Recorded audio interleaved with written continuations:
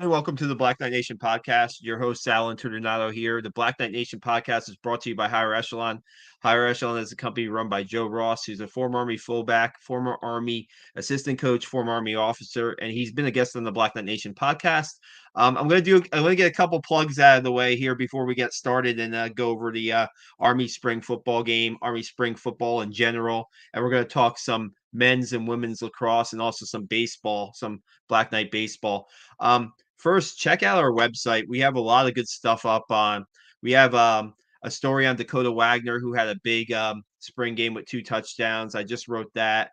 I also wrote a story on the offense that's up there. We have a story on Army men's lacrosse by Seth Mendelson getting the win at Navy and clinching a first round bye in the Patriot League playoffs. We have that story up there. We have tons of photos by Lynn Fern up on the Army spring football game on our website. We also going to have more photos up by Margaret Kite. We really appreciate Lynn and Margaret being on the field for the Army football spring game. They gave us tons of photos, tons of stuff that we can use for our website.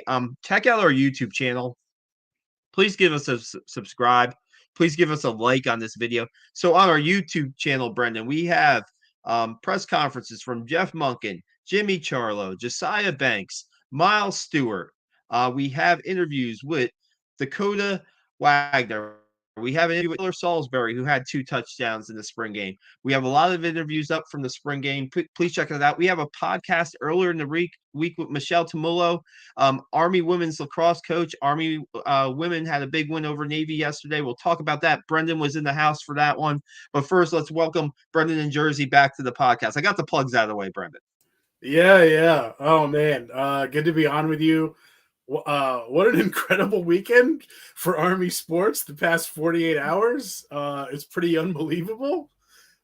Just how much has happened, but I guess we'll get to all of it in turn. I want to talk a little football first and get to that first. Just the spring game. It's the end. 15th practice, so to speak, is the black and gold game. And going into the black and gold game, there's a lot of interest and I don't know hype, but there's certainly a lot of interest of what this new Army shotgun offense is going to look like, right? And people are pretty much. There's some Army fans like yourself that attended the spring football game on Friday night, want to get a look at what Drew Thatcher's vision is of this offense for the fall, and just kind of seeing videos and seeing some stuff. I came out pretty impressed with it, to be honest with you. I know the first half was kind of a little bit slow going, some turnovers here and there, but the second half was some exciting football for a spring game, in my opinion. I don't know. What was your first impression of the Drew Thatcher offense? So, spring games you always have to take with more than a few grains of salt in terms of what actually matters. So, as you said, the first half was, it was definitely a spring game. There was a lot of guys out there who aren't necessarily starters yet. Maybe some will be down the road, but a lot of guys who probably will be starting in the fall weren't on the field, probably, weren't even dressed.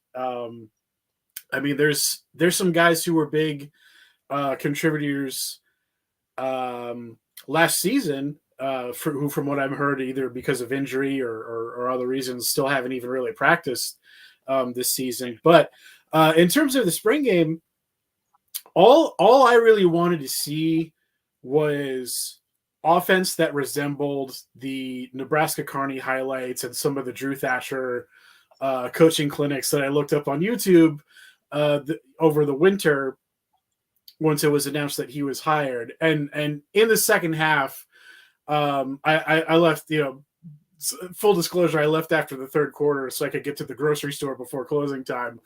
But in the third quarter, I finally did see things that I recognize with the jet action and getting to the outside and hitting guys down the seam, run it from plays that, from what I understand, kind of the the high point of this offense is making every run and pass play essentially look the same until it's too late for the defense. And so I saw enough of that to feel a lot more confident than I did just in theory that Thatcher's offense could be implemented at West Point. And it was kind of an up and down game for who we presume will be Army starter in the fall. Bryson Daly. Go Army Sports just put out a 5-minute profile video on him this week, so I think that speaks volumes as to he will be the guy come the fall.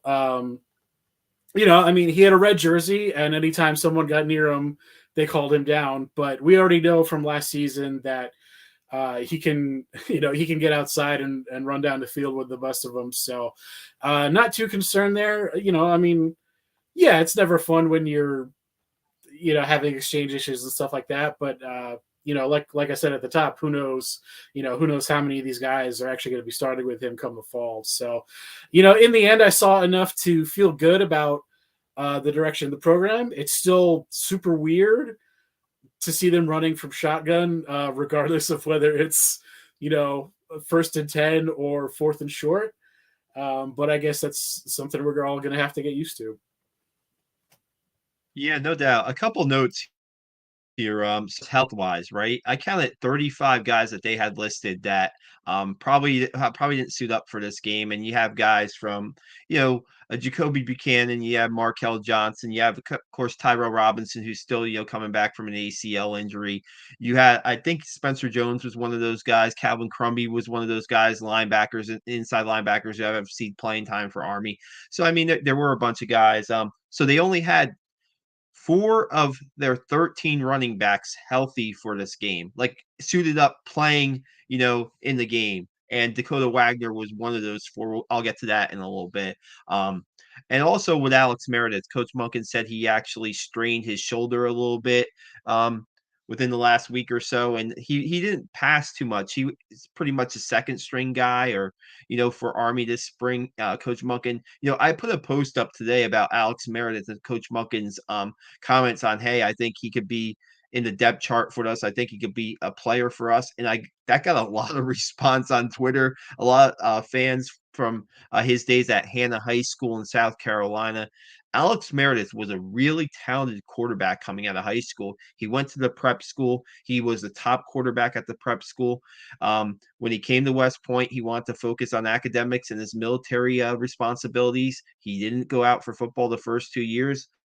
Last fall, he goes out for the football team and the triple option offense. It takes some time. You can't just dust the rust off yourself in 2 years and run a triple option offense. You need some time. They moved him to wide receiver at the end of the season. I remember him wearing like a number 80 jersey or something like that, maybe for Army Navy game or practices or something like that. And then the best thing that happens for Alex Meredith is them changing this offense, because this is something similar to what he ran in high school. This is something that he really reads well, and he might not have thrown a lot during the spring game on Friday, but he showed a pretty good burst when he ran the football. And granted, again, once they were touched, they were down. There was no tackling the quarterbacks to the ground because they only had 3 of them. So if one got hurt, I don't know, maybe they go Wildcat for a little bit. I don't know what they would have done. But I just cut a few inside things on it. You know what I will say, Brendan, about this offense, and I think we heard about this when Drew Thatcher got the job. They spread the ball out a lot. There were a lot of different. Now I know it's a spring game, and I know you're trying to get a lot of different people looks. But man, a bunch of different guys caught passes. A bunch of different guys made plays. Some, like we said, some guys that that are getting their chance this spring. This is what spring football, maybe a spring game, is for the freshmen, the younger players. And you had the Dakota Wagners and the Taylor Salisburys. There's a lot of good stories out. You had the Liam Fortners. I think he caught 3 straight passes on a drive in the second half, and he looked pretty good. You look at their wide receiver core, right? And what name do we know? And at the wide receiver core, we know Isaiah Alston, right? I think him and maybe Vishay Daniel might have a couple receptions in their careers, but that's it. At the wide receiver core, and I think personally, I think moving Noah Short to the slot receiver looks like a pretty good move so far. I mean, he caught a Yeah. touchdown pass during the scrimmage. He was catching a lot of like screens and short passes and trying to make something out of them. Like, did he break him off? No, but 4 or 5 yards on first down on a screen pass, you take it. And I think Noah Short's going to play a role in this offense. And Ijon Marshall too, right? We know about Ijon Marshall's big playing ability. He's going to be a slot receiver type too, and he was limited in the scrimmage. I think he caught one pass, didn't really play many downs, but it's nice to see an offense that throws a screen pass every once in a while. Brendan, I mean, there are screen passes in the playbook now. Imagine that there are the maybe like a bump.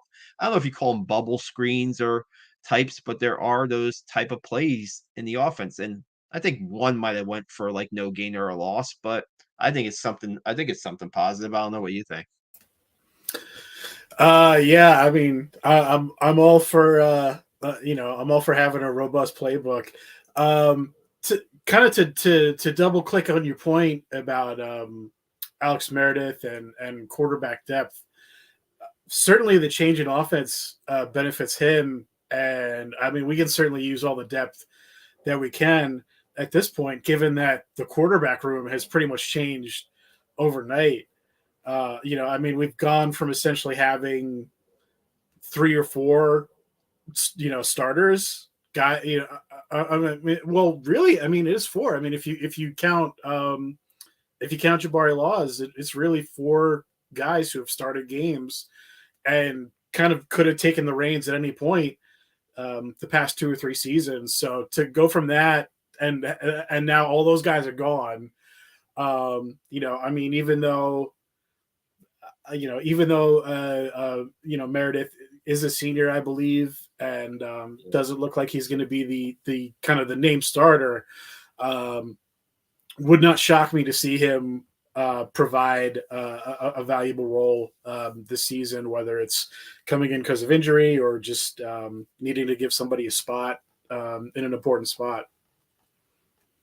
Yeah, Jeff Munkin mentioned his post spring press conference about Zach Mundell too. He's a freshman, and at the end of the last season, Zach was getting a chance to play some slot back. He got into the game against UMass, and he's been nursing a hamstring injury through the spring practice. But he's the guy who Munkin said, will be in the quarterback mix, or they'll find maybe a place for him to play. Maybe it's a slot receiver too. Who knows what happens? They can use him. So you have three or 4 guys that are quarterbacks. What they did in the spring, they also had Alon Mitchell too, who's a sophomore, and then they had the started out as quarterbacks in the spring, I believe, and then they were moved to more of a receiver role in this during spring practice. So I don't know.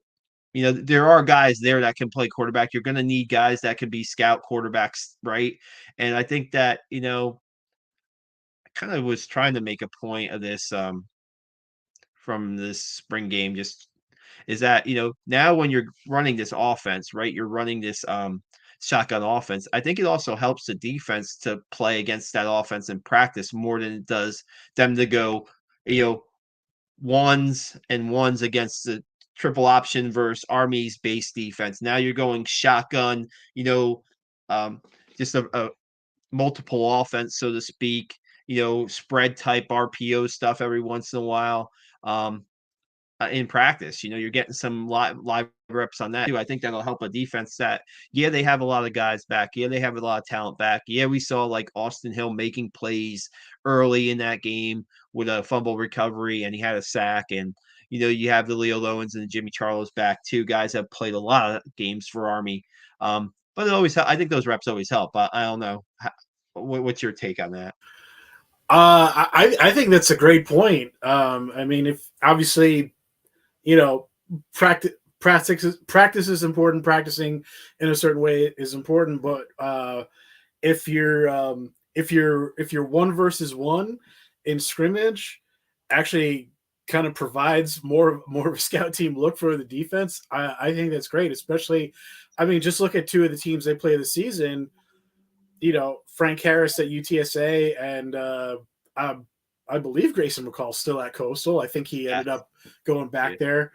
Um, you know, those are two defenses that they kind of struggled with last year. So if that helps you get, you know, whatever more percentage of an edge against those teams, I think I think it's a great point. I think it's a huge help. Yeah, I mean, and you look at I want to make another point real quick. This is not on the spring game. We'll wrap up the spring game in a second, but you look at like you mentioned this earlier that there's been some guys that haven't even like taken any reps this spring because of injuries, and guys who, yeah, they have game experience, right? But they don't have game experience in this offense. And so mental reps were going to be important for guys who didn't get snaps because Army was going to, Jeff Monken kind of extended this for me, it seemed like spring lasted a little longer than usual. He basically made it a 5-week camp with 3 practices each week. Well, 2 practices and a scrimmage sometimes in some of the weeks. So he basically made it a 5-week camp so they can get a lot of film time, so they can get a lot of video on practices and have them break down live film on what they're actually doing with this new offense.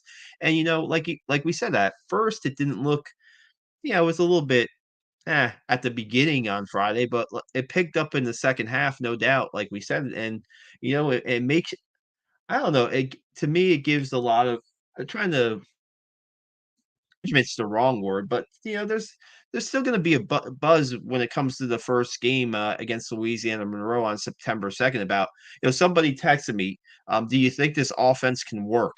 After the spring game, and I'm like, I don't. We won't know until that first game, right? But there, the word I was looking for is encouragement. There was encouraging signs on Saturday that, hey, they're making some they're taking some steps, and yeah, they're going to get into the weight room on Monday, but I'm sure the offensive players are going to be kind of bouncing uh, ideas and stuff off each other before they start up again in probably late July for preseason practice, and that's not too.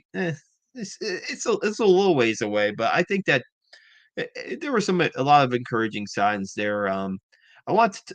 I don't know how. What do you think? What do you think about that? Well, I'll just say, and I think everybody knows by now. I don't take any opponent for granted, but I do feel better that they are starting with the two teams to start this season as opposed to last year when they started with Coastal and UTSA. That was just a bear right out of the gate. Um, to me, kind of like uh, the biggest unresolved question I have, and these are two guys who have, as we've been talking about, haven't seen the field yet. Apparently, like, where's Tyson Riley going to fit in? Where's like Yeah. he's like to me, I look at him and I think he's a guy who has value in no matter what kind of offense you want to run. But is he like a short yardage back now?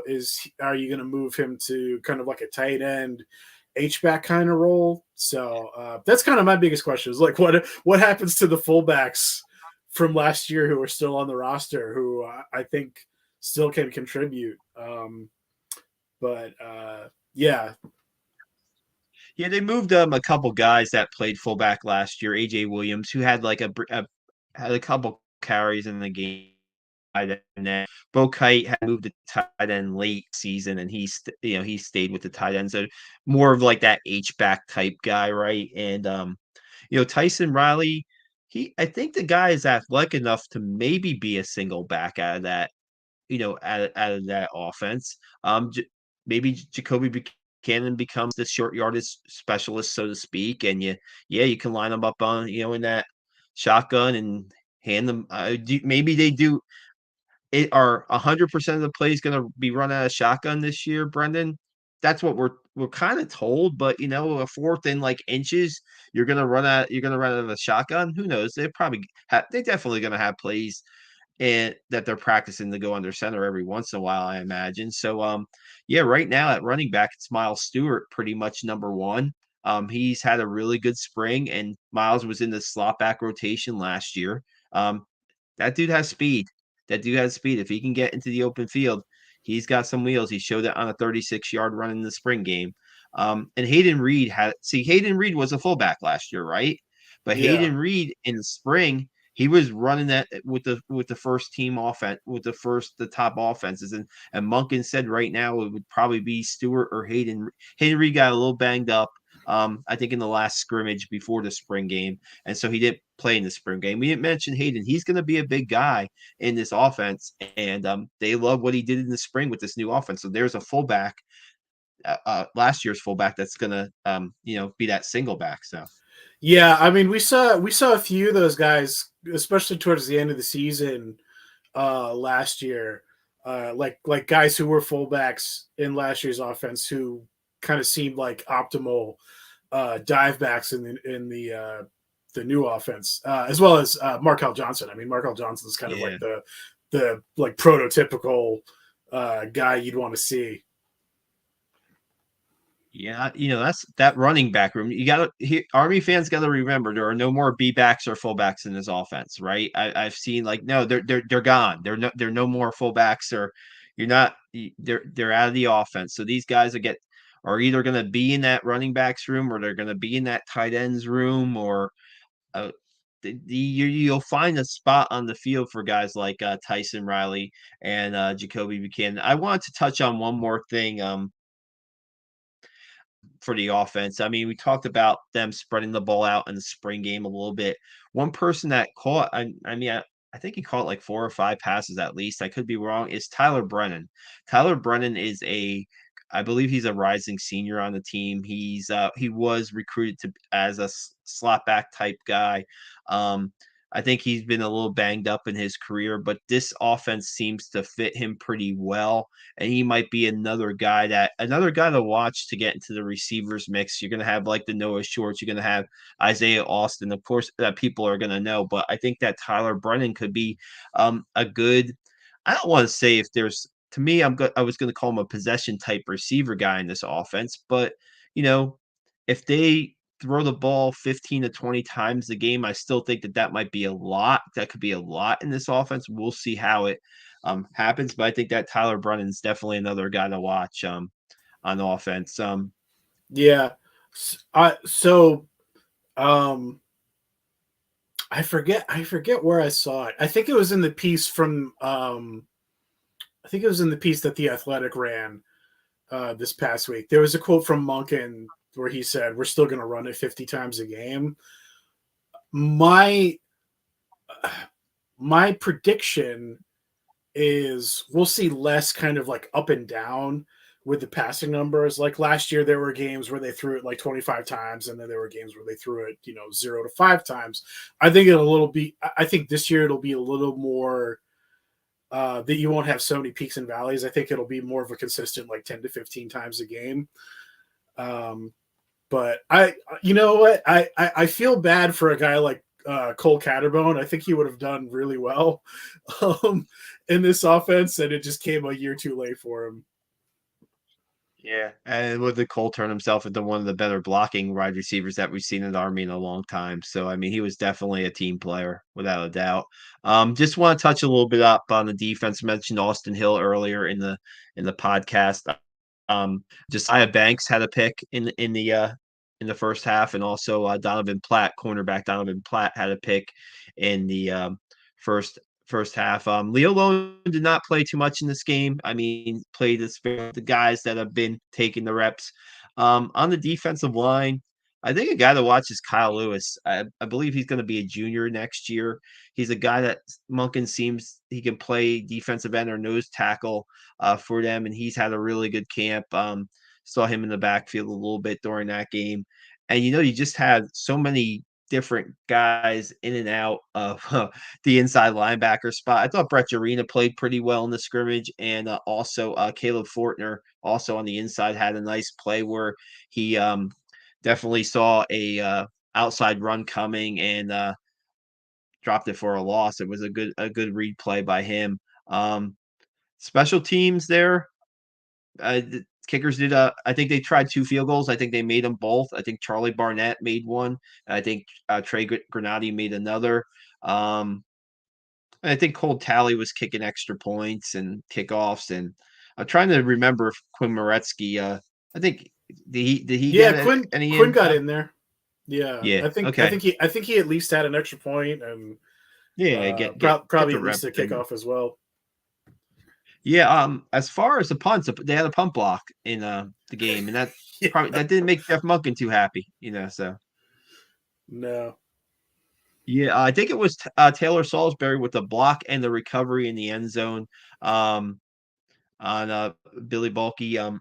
From what I'm told, Cooper Allen has really had a good spring, and Cooper Allen, who's going to be a sophomore, is might be at the top of the depth chart at punter. So for all the Army fans that want the first team, depth charts and stuff like that, that's where we go there.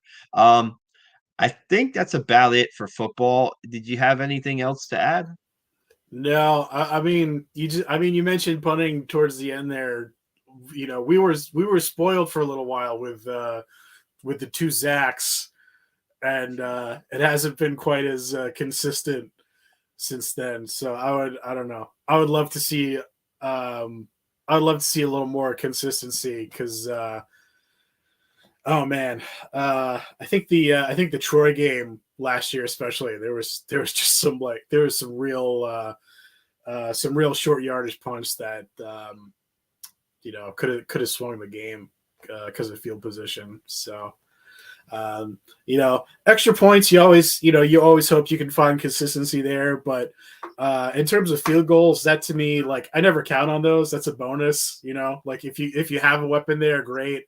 If not, it's a Jeff Munkin team. Like Yeah, I think the one thing how did I not mention this? And I might be taking my podcast hosting duties away from myself for a while here. The one-handed catch by Dakota Wagner. And late in the fourth quarter, we have videos. We have a photo of it, a great photo by Lynn Fern of it. I mean, making the most to say that Dakota Wagner made the most out of his opportunities in the spring game is an understatement. He got his first offensive snaps in the second half. He caught a touchdown pass from Bryson Daly, and then he made that incredible one-handed catch from Dwayne Coleman. We talk a lot about Dwayne Coleman either. So Dwayne Coleman had a couple touchdown passes in the scrimmage. You know, like we said a little bit at the start, it was for the quarterbacks, it was kind of a little up and down, but the second half was definitely better, and Dwayne showed some good poise and made some good plays there for a freshman quarterback. Um, Daly had a nice touchdown pass to Taylor Salisbury where it was an RPO type play where he it's running the football or giving the football. He decides to throw it downfield to Salisbury, a nice catch and throw there. So, I mean, we did see, just wanted to get those in. I didn't want to leave out, definitely didn't want to leave out that Dakota Wagner catch because that's something, we saw the Isaiah Austin catch against UMass, right? And I'm like, that's in a game situation. Dakota Wagner, that was right up there too.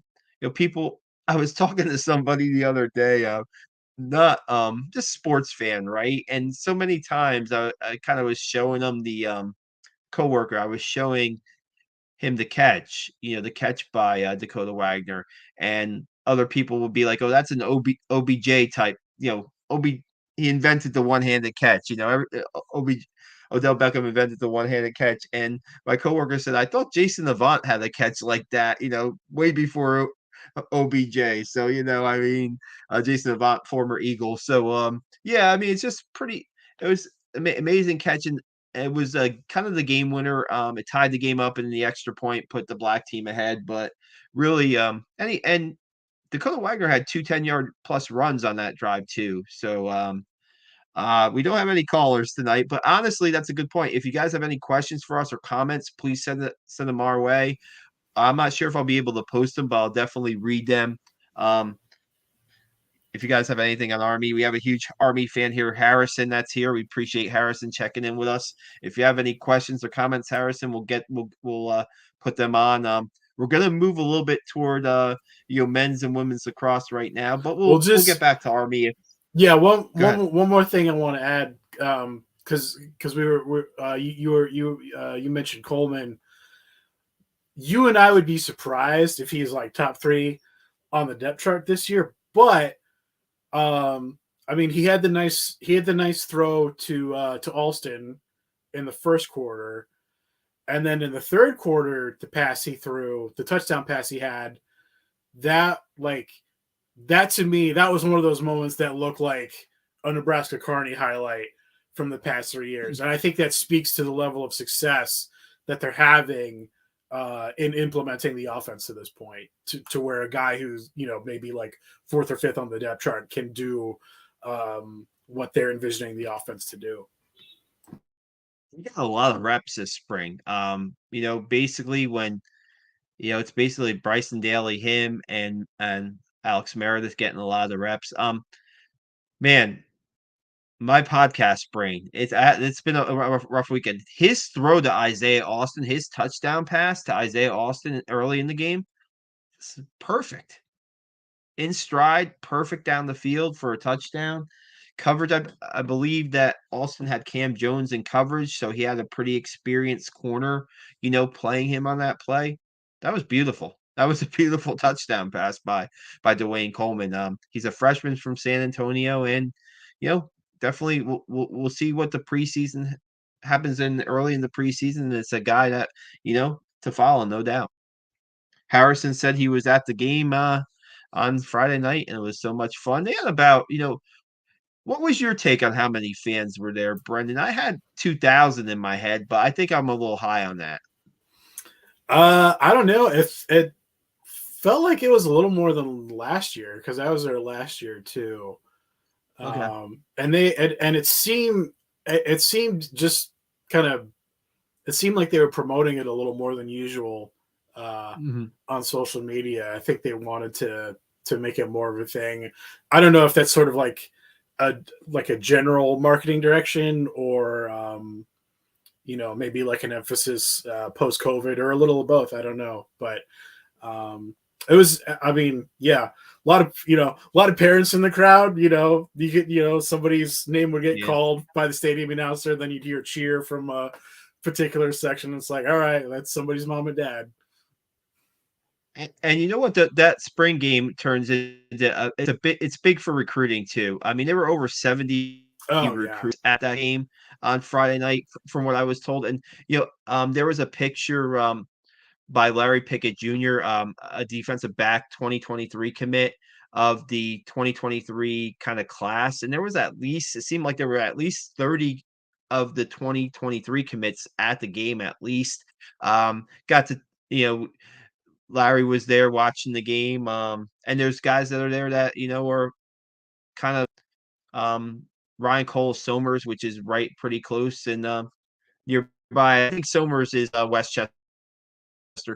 He was at the game too. Just, I mean, all over the place. There's recruits from all over the country that came and to see maybe West Point for their first time. And when you're seeing that offense, right, and what they were able to do, and if you're an offensive recruit and seeing that offense and what they were able to do the second half, I think you kind of keep your interest in Army right now. I think you kind of keep your interest in Army right now, no matter what the offers you have, and see. I think that's a lot too with going to this offense. It kind of opens up their recruiting a little bit. They're not pigeonholed for a certain quarterback, a certain height, weight quarterback, certain speed quarter. Yeah, you want a pretty fast guy if you're gonna, run the RPOs, and the quarterback's gonna keep and that kind of stuff. But I think it changes the game a little bit. Certainly the offensive linemen change in this offense. Coach Munkin was talking about Matt Adoji, who is listed at 325 pounds and playing guard for Army. And he's a guy who was maybe a little bit banged up and didn't have any game reps his first 2 years, but has had a pretty good spring. I believe he's going into his junior year. So, I mean, are we going to see 300 pounds across the line for Army on their offensive line? Probably not, but I mean, it's the blocking's different. I wish I could write a piece on that, and maybe one of these days I can get to talk to Mike Vitti and Matt Drinkle about that because I think that's an important piece of the offense. You know, you got to be able to block it. No doubt they're going to be able have to have a good offensive line to make this work, and they have. We didn't talk about this, but they have the guys coming back. You know, they have the guys with ton of experience in Booby Law, Connor Finucane, Jackson Filipowicz. That was they're starting. Those guys started most of the games last year. And then you have Simon Dillinger, you have Shane Buckingham, who kind of split time at right tackle. Who's going to be the center on this team?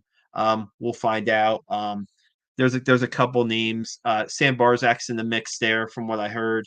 A guy who's played complete games for Army last year when needed on the offensive line. So the experience is there, and we'll see what happens on the offensive line. I'm probably going to say this for the third or fourth time. I think we're going to go to lacrosse.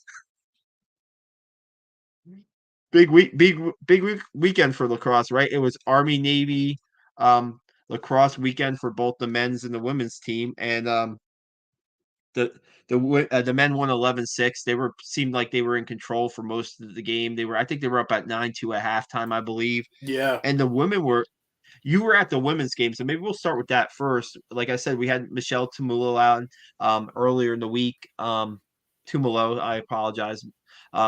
Earlier in the week, kind of previewing the game, and that was kind of a little bit of a back and forth there, right, Brendan? Maybe you can give us a little bit of your take on that game. Yeah. So the first quarter it was a lot of like it went by quick because it was just a lot of kind of each team filling each other out.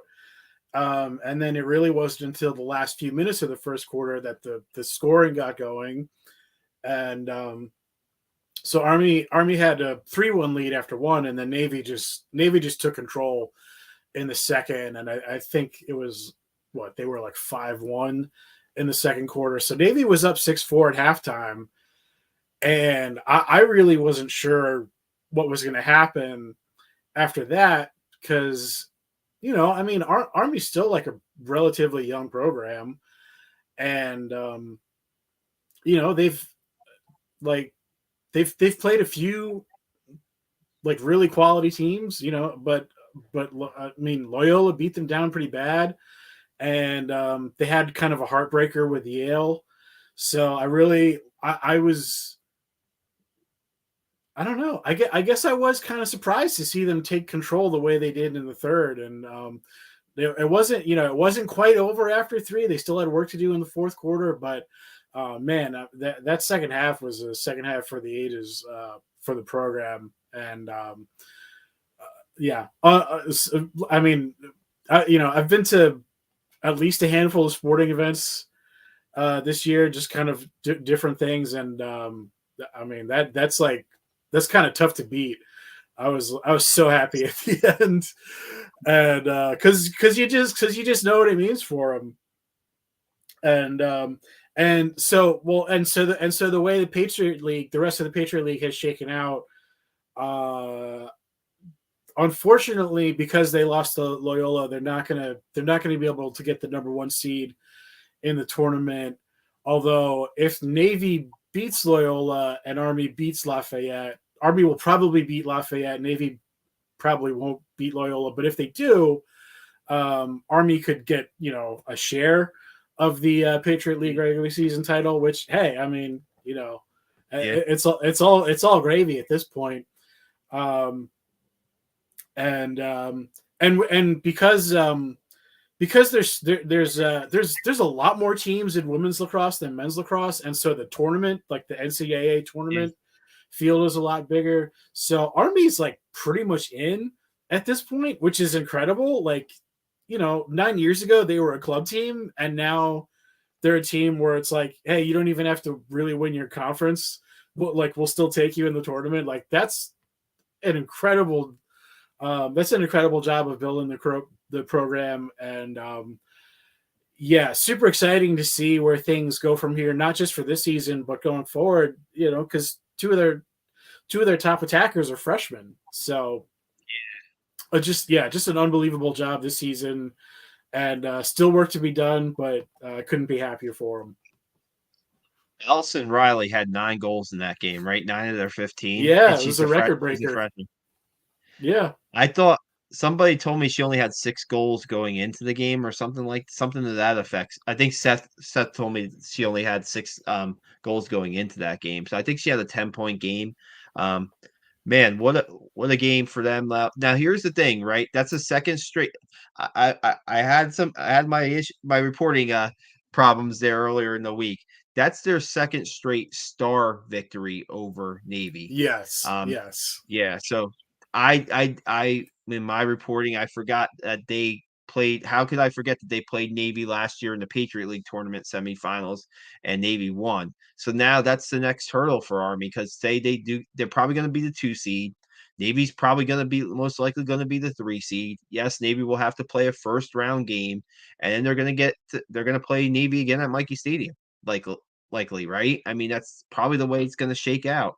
So can they beat Navy again? You were there on Saturday. It seemed like it was a really tough first you know first half. Game was pretty close at times. Uh, That's the next step for them to get to that Patriot League championship game. So Yeah. Yeah. yeah, I mean, I Kathleen Sullivan, one of their better players, didn't get a chance to look completely at the stats, but when one player is scoring 9 of the 15, but I'm sure some attention was drawn. Sullivan drew some attention that, maybe gave Riley some opportunities to score. Probably Riley had some good effort goals there too, Brendan, during that game, or Yeah. I mean, for anybody who doesn't know, women's lacrosse is considered a non-contact sport, so they're not out there hitting each other like the men are, and there was actually a moment where a Navy player hit an Army player in the face and probably should have gotten an ejection, but they didn't. Um, so it's like it's different rules, and so um, you have what they call free possessions that are awarded on yeah, fouls. And a lot of times in a high scoring women's lacrosse game, a lot of those goals will come from free possessions. That wasn't really the case. I think there were maybe 3 combined in the whole game, like for each team. Almost pretty much every goal, certainly all the important goals in the game were scored, in the course of regular play. So that was another thing that made the game real exciting. nice, nice. And so we'll shift to the men's game. We said that Army men jumped out to a pretty comfortable first half lead, and they were able to defeat Navy for the first time since 2019, and that's a big win for Army. Right? They won 11-6. Reese Burek had 4 goals for the Black Knights. Pretty big win. You win at Navy, pretty, and they were having a pretty solid season. Army, they are having a great season, right? They were been ranked in the top 10 for the last month or so. Um, that Cornell game, the matchup against Cornell when it was number 6 Cornell versus number 7 Army, went down to the wire where there was a little bit of a controversy there on an out of bounds where I guess Army felt that they should have been in possession, but Cornell was given possession, and Cornell ended up scoring what I believe a little under 2 minutes left, like right around 1 minute and change left, and that was the game winner in that game. And so Army rebounds and beats Navy pretty emphatically there in Annapolis. You know, what were your thoughts there on them kind of getting that bounce back win? I mean, I kind of couldn't believe the first half that they had. I mean, as we said, they were up 9-2 at halftime, and just given the way that most of Army, like given the flow of most of Army's games this season, like Yeah. I, you know, up 7 at halftime, that's pretty much like going to be a win for them, like 9 out of 10 times, with the way kind of their offense finds its rhythm and the way they just play defense as a team. So I mean, and it broke a losing streak for them in that rivalry, which is huge. And I think, um, like we don't have solid evidence to back this up, but in recent years, it kind of seems like the committee, if the committee seems that Army hasn't beaten Navy, they're not going to take him in the tournament. That game means a lot, and Yeah. I think this season, unfortunately, I think the Patriot League will only be like a one bid conference. So I think, unfortunately, the Army men still have a lot of work to do. They play Boston next weekend. I think that game's at Mikey, and that's effectively the Patriot League regular season championship game. Whoever wins that will host the tournament. So that looms large, but really, really at this point, Army just needs to win the Patriot League tournament. Unfortunately, I wish that things were different. That we could feel good that the committee would take them no matter what, but I don't think that's going to be the case. Nevertheless, all that said, assuming they do win the Patriot League tournament, seeding matters in the NCAAs. And I think the fact that they went on the road and absolutely dominated their biggest rival, who was also a quality opponent, I think that speaks volumes. And I think that sends a powerful message to, kind of the lacrosse Illuminati, if you will. Yeah, who if they can get to the NCAA tournament, right? Who knows? I mean, who knows who might be waiting? I'm like Seth is our men's lacrosse, expert amongst me and him. I don't know how Rutgers is done since Army. I mean, I'm guessing they're pretty still solid and maybe have a chance to make the tournament or no. Yeah, last I checked, I thought they were still doing pretty well. Yeah, because my thoughts there is that maybe there could be a rematch there. Who knows? In the NCAA tournament, I know I'm way ahead of it. But yeah, a couple of things I Rutgers is wanted to still talk like a about. top 10 team, I think. Yeah, they're So that's solid. I mean, that's a Army's quality played win for Army. yep, and they played. I mean, they played Rutgers. They played Cornell, two top kind of 10 teams right there. I mean, Loyola they played and they beat Loyola. They're undefeated in the Patriot League. So, like you said, they close Mm-hmm. out against Boston University. They get that win. They get home. They get the number one seed. They get um again something I should know. The Patriot League championships is it played at the higher seed or is it played at or the men and women played at one site? Um, I thought it could be played at the higher seed, but I could be wrong. So the opening rounds are played at the site of the higher seeds, like those 3, 6, 4, 5 matchups, and Yeah. then the semifinals and finals are played at whoever the number one seed is. So, Okay. Okay. so on the women's side, Loyola will definitely host the tournament, and then we'll see on the Yeah. men's side between Boston or Army. Wow. If Army can host that, I mean, they have a really good, very good chance. Couple things wanted to talk about. Evan Plunkett, the friend for Army. I mean, at the beginning of the season, Coach Aberisi said he might be the best freshman that he's ever had, and he's certainly living up to it. He's a great two-way guy. He scores goals when the team needs it. He has the ability to get other players involved. He draws a lot of attention. Um, I think he's a guy. I don't know. I'm sure there's like a freshman of the year award in men's lacrosse, Division 1 men's lacrosse, or something to that effect. He should be a candidate, in my opinion. Their defense has been really solid all year long. The fact that Knox Dent came back to play goal, I think he got hurt in the Loyola game. And there was some concern whether how severe it would be that injury would be. He's come back. He's played really good in net. The senior AJ Pilot has captained that defense very well. They're playing pretty strong. Paul Johnson, Reese Burek, Jacob Marin, those guys are scoring goals. They're spreading it out. Um, Gavin Fellows is another freshman that stepped up and played pretty well and scored some big goals. Lot to like with the men's lacrosse. Lot to like with both of the lacrosse teams. They're having really solid years, and man, next weekend last weekend of the regular season, and then we'll see what happens in the Patriot League tournament for both of those teams. It's two remarkable stories because again I'm going to keep harping on this. The women's program is less than 10 years old, and they're at the point that they're at. And then for the men, kind of more localized, like they were not ranked heading into this season. I mean, the consensus was that this would be a rebuilding year, and somehow they just reloaded, despite graduating Brendan Nickturn and a bunch of other like really talented seniors, and somehow somehow are they even better this season? I think they might be. It's incredible.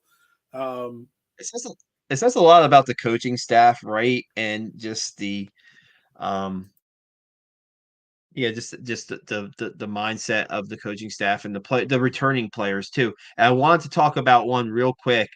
Quinn Binney. Binney is a senior, and Quinn Binney is a guy who I first probably saw Binney at an Army prospect football camp uh, in July, probably his junior high school year, and he was being recruited to play football for Army, but he was a really good lacrosse player too. Came to West Point for lacrosse. His dad Jeff played football for Army at West Point, so I knew of him, and I was just waiting for Quinn Binney. I would always look at kind of the box scores and see how much playing time he was getting to that point, and when it was going to be his turn to make an impact on this lacrosse team. And this year was going to be the year he was going to be the starting defensive midfielder, I believe. And in January, he suffered his fourth ACL injury, and that knocked him out of his senior year. And the moment I don't know, Army did a nice video. If you go to their men's lacrosse Twitter page or go to their socials, they did a nice video on Quinn Binney and what he's meant to the team. He led the team onto the field against Navy on Saturday. And Coach Abarisi saying that his leadership has been really good this year. And Brendan, what we're talking about, right? When you have a very talented senior class that graduates, and some people think you might be have to rebuild your program, a program that's been pretty much at the near the top of the Patriot League for a long time, right? And people are thinking you're going to take a step down. You need those experienced players or those upperclassmen, so to speak, to step up. And he may not be able to play on the field right now, but to hear see and knock Stent, I think he's important as almost any player on that team. And I think it was at the end of the game where Coach Abarisi had the team in the locker room, and I guess maybe it was a Go Army or whatever. And at the end, Abarisi mentioned QB for Quinn Binney, and I mean that is it's just a great story to me. Again, I followed him through football a little bit, in high school, and was thinking he'd probably play lacrosse over football at West Point, but just to have that impact where you can't. It's got to be devastating when you can't play your senior year once you wait your turn to get on the field for a pretty major role. The fact that he can still find a way to be a positive influence on the team, it's just great. I posted a tweet on that earlier today, and I just want to just mention that. Yeah. Yeah, so that's our I mean, we kind of got to the spring football. We covered that pretty good. We got to the men's lacrosse. We got to talk some baseball here because Army had the 3-game sweep of Navy this week in Annapolis. Man, they're rolling. 14 in a row, I think it is. Am I right, Brendan? I think they won 14. I think it's up to 15 now, actually. Okay, 15 in a row for the Black Knights, and man, they're just firing on all cylinders. 24-6, they outscore Navy in the 3-game series. They wrap it up with a 10-0 win. I believe the first game today was a 3-2 game that was kind of tight. Yeah. But you kind of knew that this is the first year for Chris Trace taking over the program from Jim Foster. And man, they haven't skipped a beat. I mean, the non-conference normally Army plays a pretty, you know, decent non-conference schedule before the Patriot, and they're going to take some, they're going to take some. Not they usually, um, they have their moments where they're battling for wins and losses there in the non-conference. But man, in the Patriot League, they've been outstanding, and to get this winning streak right now, and I kept on following Kevin DeBrule, their shortstop. He had a 18 game hitting streak, I believe, entering the 3 game series with Navy. He got it up to 19. I believe in game one he didn't have a hit today, but I mean I think in game two he had a nice game. He's been having 4 for 4, 5 for 5 games, 5 RBI games, and batting 413. I think he leads the team in RBIs as a shortstop, and they have some very veteran. They have Sam Ruda back. They have Ross Feeder back at first base.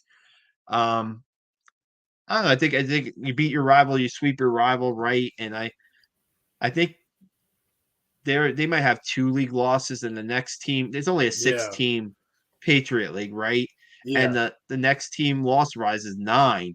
And I think there might be is there 9 games or 8? There's I think So 8 or 9. because they swept Navy this weekend, they're the first team in the Patriot League to clinch a Patriot League tournament spot. Mhm.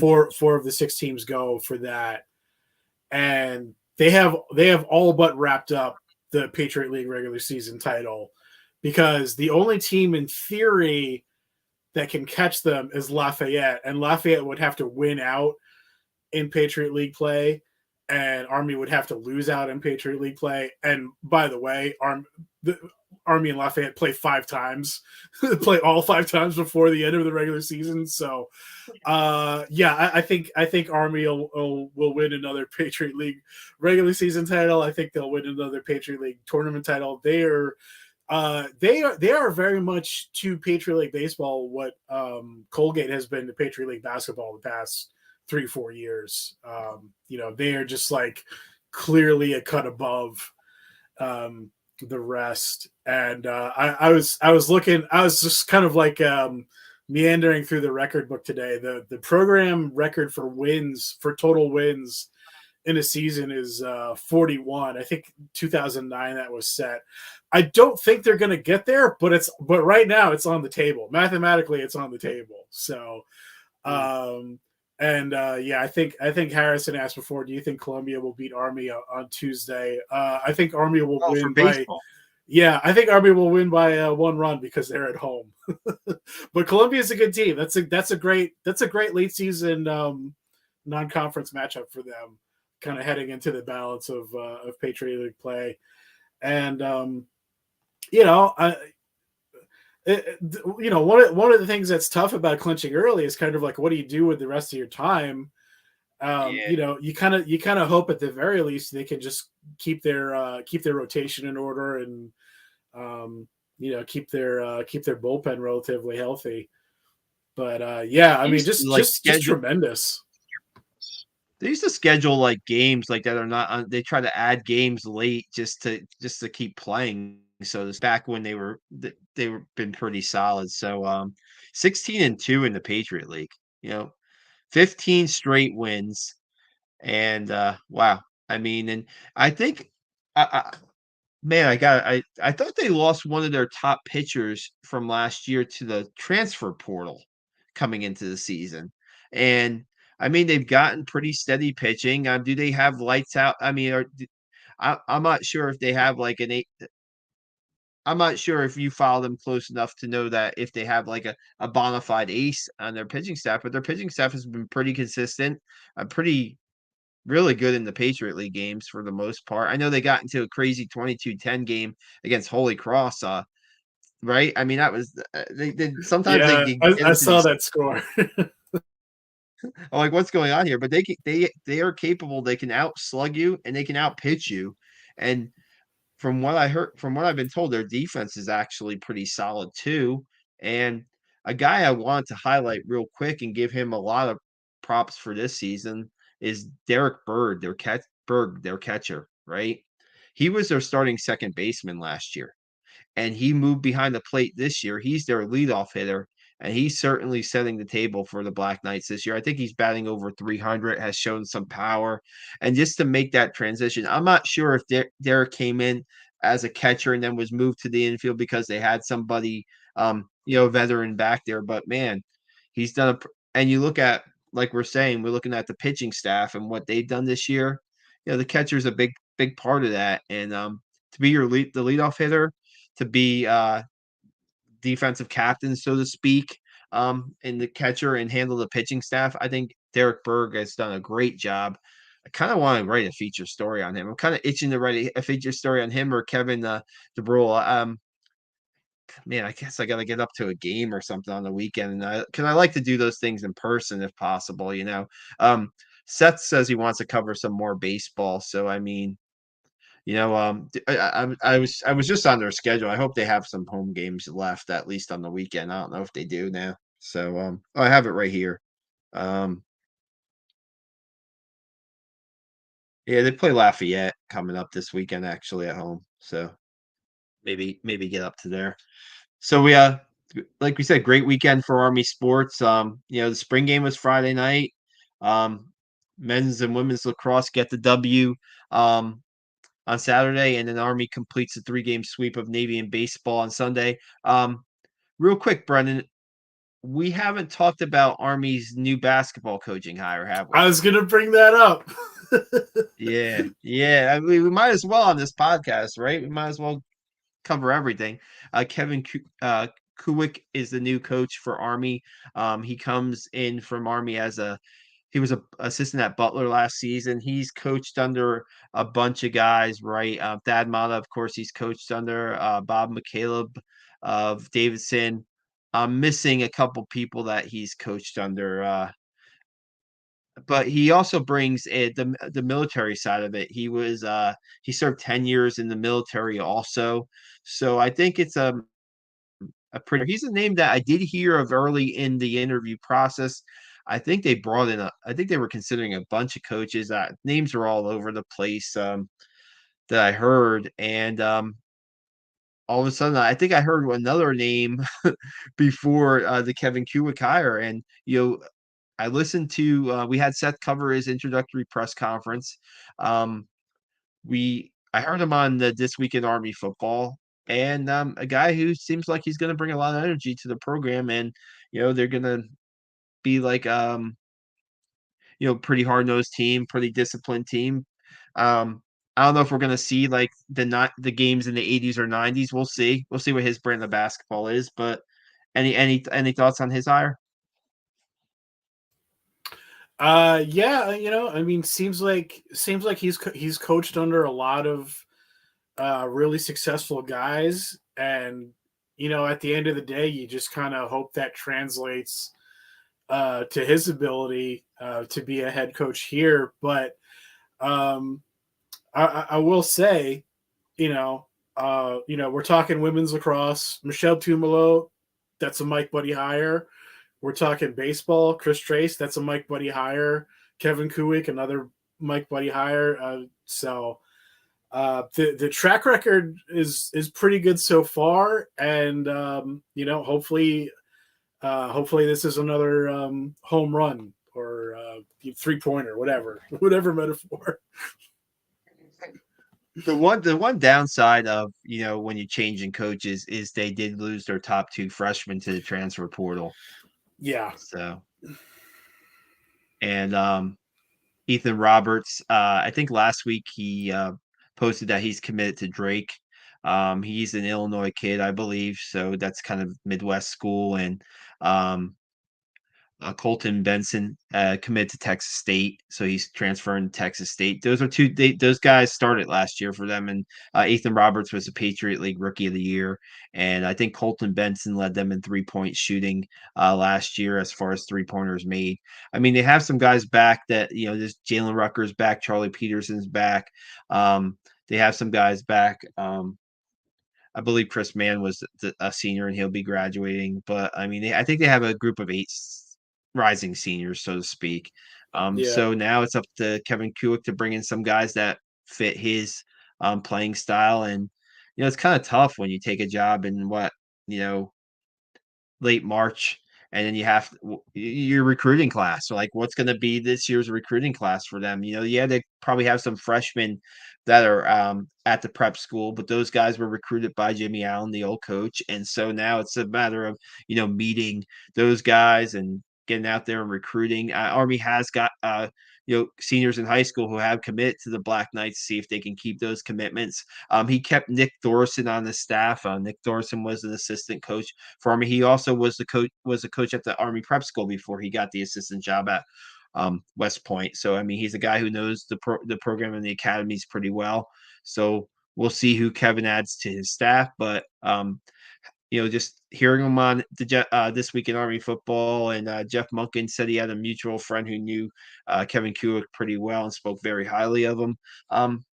We'll see what happens. So something definitely to follow and see if they can who they can bring in. And it seems like they have the core now who they're going to retain. The players who they're going to retain.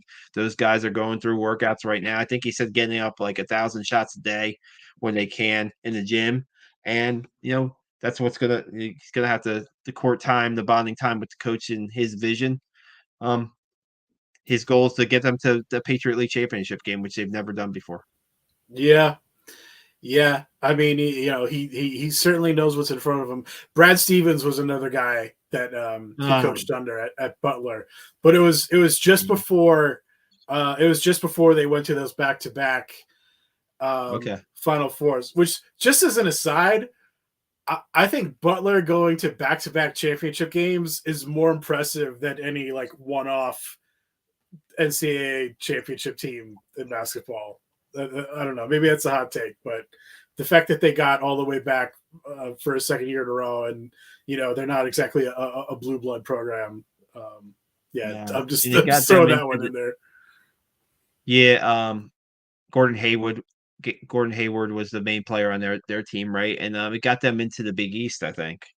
So it got them to play a bunch of basketball, and it's going to be interesting to see. Oh, touch any other sport? Is there anything that we could talk about, rugby or rifle or anything tonight, Brendan? Do you have any? Do you have any nuggets on those sports? Off the top of your head? No. I think we covered everything we needed to. But again, it was a great weekend. I don't know. I think this is something like As for Football I was talking about before. I think like the Star Series is so arbitrary sometimes with what gets labeled a star game and what isn't. Anytime Army beats Navy, I'm happy. I don't care if it's a star game or not. Yeah, you know what? I was trying to do the math today because Navy put that Star Series and kept their domination. I think they won the Star Series 14-10 or something like that. And I'm thinking, wait a second, Army just won a star game in men's lacrosse. They just won a star game in women's lacrosse. They just won the baseball star. But apparently, I guess the track and fields, it's every sport, I guess. Is there a star game in rugby? I'm not sure there is a star game in rugby. I'm not sure. So, don't know.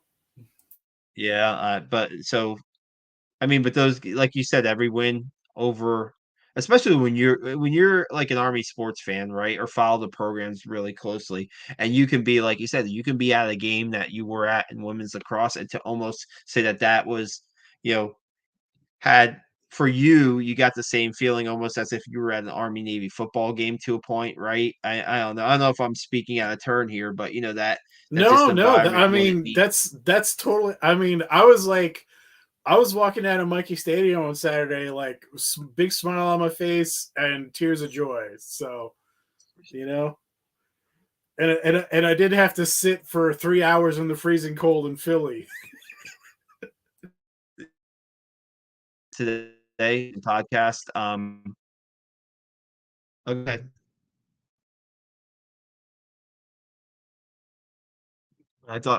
Okay, thanks for joining us today on the YouTube channel. We have, like I said, we have a ton of spring game videos, press conferences. So much I need to still put up on photos and maybe write a couple more. And we'll see if we can get a podcast guest on pretty soon as far as a former athlete, working on a couple. Hopefully, we can get that done. We've been able to get a couple coaches on, which is really nice to have Joe Everett and Michelle Tamol, the lacrosse coaches, on, and getting some Army assistant coaches on too. Danny Verpale on, that was great to have Danny Verpale on, and we had also coach. We also were able to get it on too. Appreciate you guys and your support. You can check out our Black Knight Nation website. www is a place where if you like our vision and what we're doing, it's a place where you can support us. It's a PayPal where you can support us, and so we can keep on providing you the coverage that Army sports fans deserve. We appreciate you joining us tonight. Check our socials out. Plug the Instagram, our Black Knight Nation there. I think I've loaded up 10 to 12 photos on there today. I'm going to load up more or tomorrow. We have a ton of football photos to put up. Something I did not mention on the Black Knight on this for the Jason Garrett was in the house for the Army spring football game. The great Cowboys head coach was and the former Giants offensive coordinator. He was at the game, so there's a celebrity spotted, I guess, a celebrity sighting at the Army football spring game. Have photos of that. We'll have photos of that too up there. Thanks a lot, guys. Brendan, thanks a lot for joining us. Great talking Army sports with you. Great hearing about your experience at the women's lacrosse game on Saturday, and we'll see you guys very soon. Beat him.